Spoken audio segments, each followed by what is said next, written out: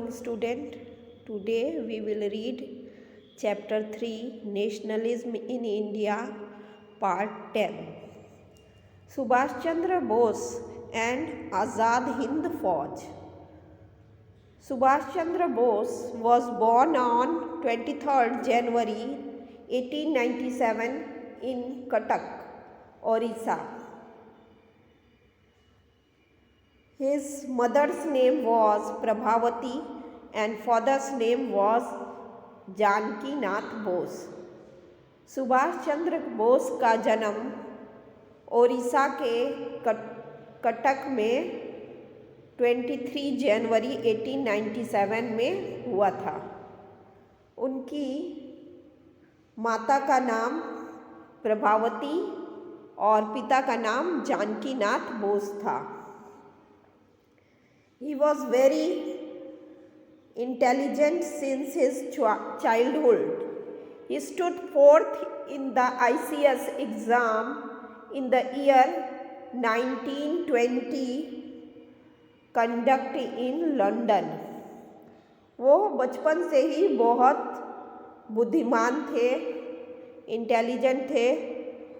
उन्होंने ICS के exam में 4th place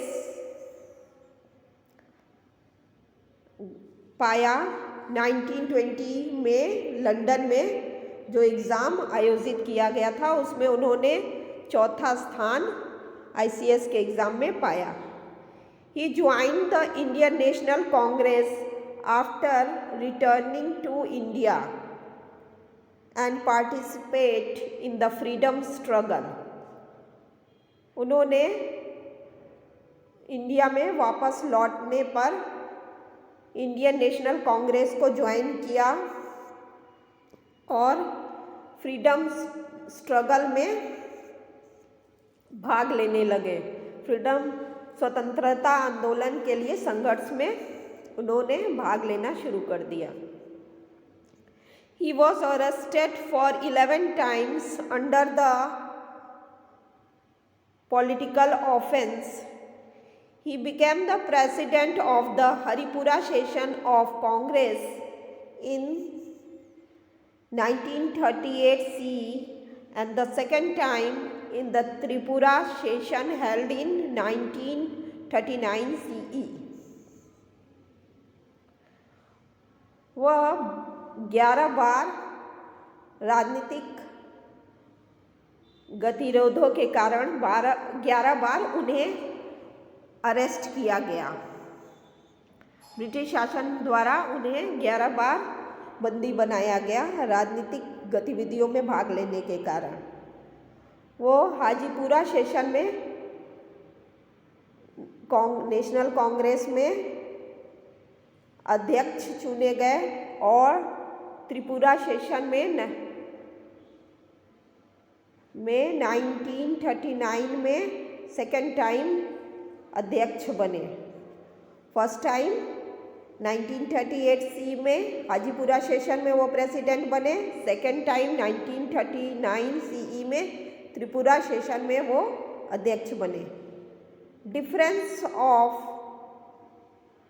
opinion forced him resign from the post of the president of the Indian national Congress.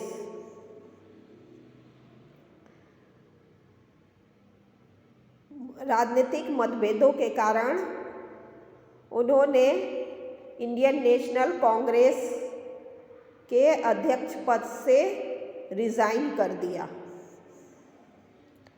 In May 1939, Subhash Chandra Bose formed a new political party called Forward Bloc. When the Second World War broke out in Europe, Forward Bloc launched an anti-war propaganda. मई 1939 में सुभाष चंद्र बोस ने अपनी एक नई राजनीतिक party forward block बनाई. उन्होंने एक अपनी नई राजनीतिक पार्टी बनाई, उसका नाम फॉरवर्ड ब्लॉक था. सेकेंड विश्व युद्ध में जब यूरोप में सेकेंड विश्व युद्ध हो रहा था तो फॉरवर्ड ब्लॉक ने एंटी वार प्रोपेगेंडा को लॉन्च किया। As a result Subhash Chandra and his followers were arrested and imprisoned by the government. While in jail, Subhash Chandra Bose went on a hunger strike and that deteriorated his health,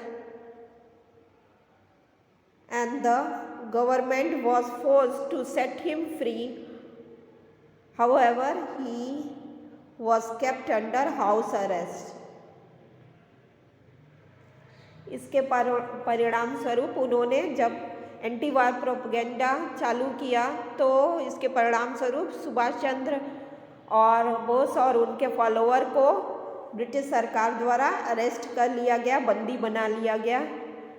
जब वो jail में थे तो सुभाष चंद्र बोस ने भूख हड़ताल चालू कर दिया, जिससे मजबूर होके उनके खराब स्वास्थ्य के कारण ब्रिटिश गवर्नमेंट को मजबूर होकर उन्हें आज़ाद करना पड़ा। फिर भी उन्हें उनके घर में ही नज़रबंद कर दिया गया। On 17th January 1941, Subhash Chandra Bose escaped from the house arrest। 17 जनवरी 1941 को सुभाष चंद्र बोस नज़रबंद अपने घर से में जो नज़रबंद कर दिए गए थे वहाँ से वो भाग निकले। He disguised himself as a Pathan and reached Berlin via Peshawar, Kabul and Moscow. He gave a speech on Berlin radio which shocked the Britishers. From there he went to Japan via Sumatra. वहाँ से वो एक पठान का रूप धारण करके वहाँ से वो भाग निकले और पेशावर, काबुल और मॉस्को होते हुए बर्लिन पहुँचे। बर्लिन रेडियो में उन्होंने एक स्पीच दिया, एक भाषण दिया, जिससे ब्रिटिशर जो है वो शॉक्ड हो गए और वहाँ से वो सुमित्रा होते हुए जापान पहुँचे। As the chief of Azad Hind Fauj, Indian National Army, an Indian soldier from the British Army, Captain Mohan Singh formed Azad Hind Fauj, Indian National Army, with the help of Indian soldiers who had surrendered to Japan as war prisoners। एक British army के एक भारतीय soldier captain Mohan Singh ने आज़ाद Hind Fauj Indian National army बनाई। Indian soldier जो कि Japan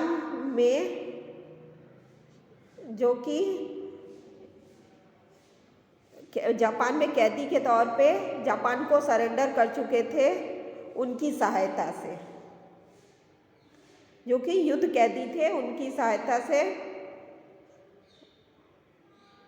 और Japan को आत्मसमर्पण कर चुके थे, उनकी सहायता से कैप्टन मोहन सिंह ने आज़ाद हिंद फौज की स्थापना की।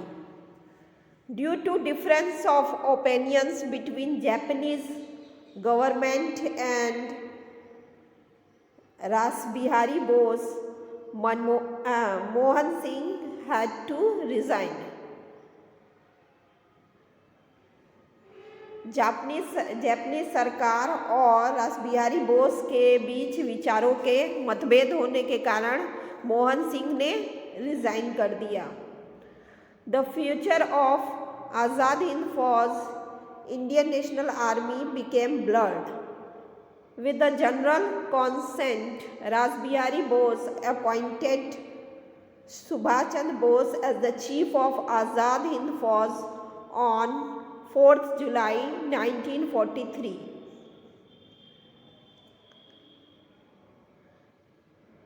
जब मोहन सिंह ने रिजाइन कर दिया तो आज़ाद हिंद फौज का जो भविष्य था वो धूमिल हो गया।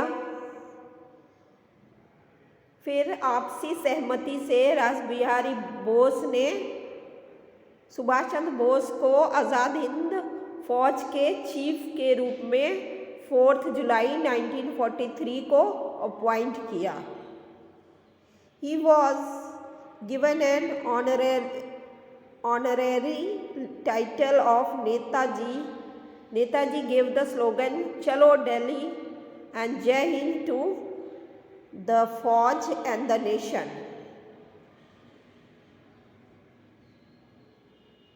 उन्होंने सुभाष चंद्र बोस को नेताजी का टाइटल दिया, उपाधि दिया, और नेताजी ने दिल्ली चलो और जय हिंद का नारा फौज और देश को दिया। He toured the countries of South East Asia and appealed the Indians living there to sacrifice everything for the freedom of the country. उन्होंने साउथ ईस्ट एशिया के देशों का भ्रमण किया, यात्रा किया और वहाँ बसे हुए भारतीयों से अपील की कि वो अपने देश की आज़ादी के लिए हर कुछ त्यागने के लिए तैयार रहे। He said to the people, "You give me blood and I will give you freedom." This slogan gave a new impetus to the freedom struggle. उन्होंने लोगों से कहा कि तुम मुझे खून दो और मैं तुम्हें आज़ादी दूंगा। ये जो नारा था उसने फ्रीडम स्ट्रगल में एक नया जोश भर दिया, एक नया जान। रोल ऑफ आज़ाद हिंद फौज। Azad Hind Fauj was recognized by Subhash Chandra Bose after he became the chief of Hukumat-e-Azad Hind. Proper training was given to the soldiers and the Azad Hind Fauj was divided into various battalions. आज़ाद हिंद फौज को वापस सुभाष चंद्र बोस द्वारा रीऑर्गेनाइज किया गया जब वो RG हुकूमत-ए-आज़ाद Hind के चीफ बने। आज़ाद हिंद फौज के सोल्जरों को ठीक प्रकार से ट्रेनिंग दिया गया, उनको ट्रेन किया गया और उनको कई बटालियनों में विभाजित किया गया। आज़ाद हिंद फौज ने कई ईस्टर्न बॉर्डर, इंडिया के ईस्टर्न, आज़ाद हिंद फौज secured victory at various fronts in the eastern border of India like Arakan and Imphal. आज़ाद हिंद फौज ने ईस्टर्न बॉर्डर, इंडिया के ईस्टर्न बॉर्डर पे कई लड़ाइयाँ जीती, जैसे कि आरकान और Imphal. Later on, the Fauj was forced to retreat due to the shortage of food supply and heavy rain. बाद में फौज को पीछे हटना पड़ा क्योंकि खाने की कमी हो गई थी और भारी बरसात हो रहा था। America dropped the nuclear bomb on Japan and Japan surrendered. America ने जापान पे न्यूक्लियर बॉम्ब फेंक दिया था और जापान को अमेरिका के आगे आत्मसमर्पण करना पड़ा। The dynamics of the war changed and the future of Azad Hind Fauj became hazy.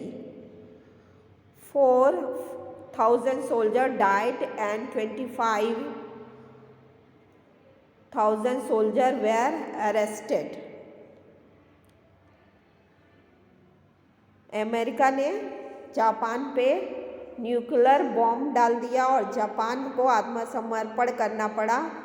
तो इस डायनेमिक वार ने आज़ाद हिंद फौज का भविष्य एकदम धुंधला कर दिया। 4000 सोल्जर मारे गए और 25,000 सोल्जर को अरेस्ट कर लिया गया। Netaji had taken a vow that he will not enter in the subjugated India. Netaji left Rangoon and Bangkok and moved ahead by air. Netaji ने ये कसम खाया कि वो ऐसे भारत में प्रवेश नहीं करेंगे जिसको दूसरों द्वारा चलाया जाता हो, दूसरों के विचारों के आधार पे चलाया जाता हो। नेताजी ने रंगून और बैंकॉक होते हुए वो एरोप्लेन से आगे बढ़ गए। As per the report published by the Japanese government, his plane that took off from Taipei airport of Formosa on 18th August 1945 crashed and Netaji, being seriously burnt, succumbed to death.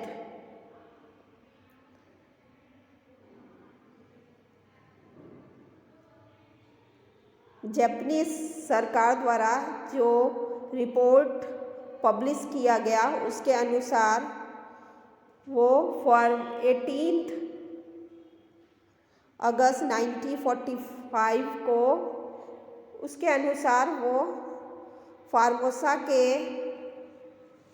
तेइपई airport से उड़े थे और 18 अगस्त 1945 में उनका plane, Netaji का plane crash हो गया और वो गंभीर रूप से जल गए और उनकी मृत्यु हो गई। Thank you children.